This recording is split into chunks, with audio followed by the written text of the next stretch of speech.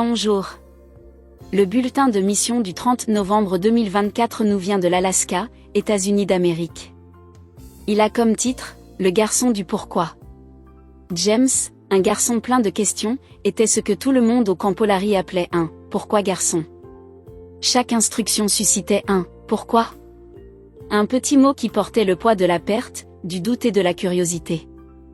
James n'était pas seulement un campeur, c'était une âme en voyage, essayant de réconcilier sa douleur avec un monde qu'il ne comprenait pas. Orphelin et vivant avec des membres de sa famille dans un village amérindien de l'Alaska, la vie de James avait été une succession de transitions.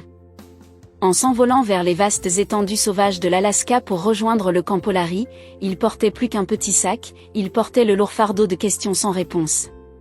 Alors qu'il appréciait les sports nautiques sur le lac glacé et les rires de la camaraderie du camp, son cœur se débattait avec des questions plus profondes. Le culte du soir a fait naître une nouvelle tension. Alors que les autres se levaient pour prier, James restait assis. Le conseiller du camp, Adiv, lui rappelle gentiment les règles du camp, mais James résiste. Chaque refus n'était pas seulement une violation des règles, c'était l'expression de la tempête intérieure, une tempête de chagrin et d'incrédulité. Pourquoi devrais-je rester debout ? James finit par s'exprimer le 3e jour, les larmes trahissant la bataille intérieure. Pourquoi cela a-t-il de l'importance ?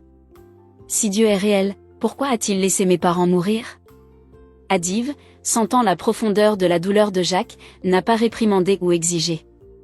Au contraire, il a utilisé le monde qui les entourait, le vent doux qui caressait leur visage, les étoiles qui brillaient fidèlement dans le ciel nocturne de l'Alaska, pour illustrer la présence de Dieu. Même si vous ne voyez pas le vent, vous savez qu'il est là, a-t-il expliqué. Même lorsque les nuages cachent les étoiles, on croit qu'elles brillent.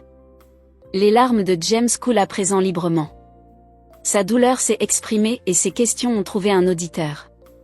Adiv a parlé d'un Dieu qui n'a pas conçu un monde de douleur, mais qui offre espoir et restauration à travers Jésus. Pour la première fois, Jacques n'a pas discuté. Il a écouté. À partir de ce moment-là, Jacques s'est tenu debout pendant les prières.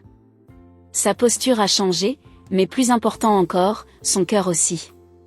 Il n'a pas donné de réponse, ni partagé les pensées qui tourbillonnaient dans son esprit, mais Adiv a vu la lueur de quelque chose de nouveau, une étincelle d'espoir. Le Camp Polari, niché au bord du lac serein de l'Alaska, avait offert à James plus qu'une simple évasion estivale. C'est devenu un lieu où sa douleur a rencontré la compassion, où ses questions ont été comprises et où son âme a commencé à se débattre avec la possibilité de la foi.